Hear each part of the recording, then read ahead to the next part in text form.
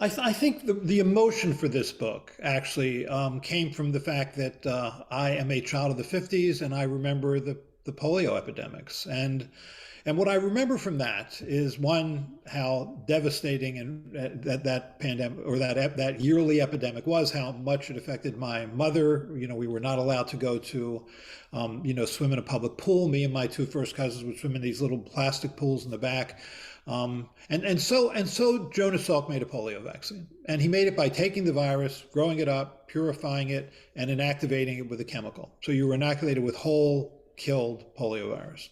He tested it in 700 children in the Pittsburgh area, and he found it to be safe and induced an immune response that he felt comfortable would be protective. This is coming up now because I'm on the FDA's Vaccine Advisory Committee, and we are on Tuesday going to consider a several thousand child study for the 5 to 11-year-olds. So I'm getting to that in this context.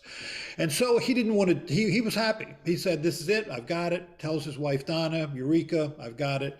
But nonetheless, the March of Dimes wanted to do a big study, and that broke his heart. He didn't want to do that. And he didn't want to inoculate children with a placebo vaccine during polio season. But nonetheless, that was what was done. So we had 420,000 children got Salk's vaccine, 200,000 children got placebo, and the vaccine was declared a year later by the person who headed that trial safe, potent, and effective. And those three words were on the headline of every newspaper in the United States. Church bells rang out, synagogues held special prayer meetings, department stores stopped to announce that over the loudspeaker. It was over the Voice of America to all of Europe.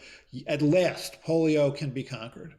Well, how do we know it was effective? We knew it was effective because 16 children died of polio in that study, all in the placebo group. We knew it was effective because 36 children were paralyzed in that study, 34 in the placebo group.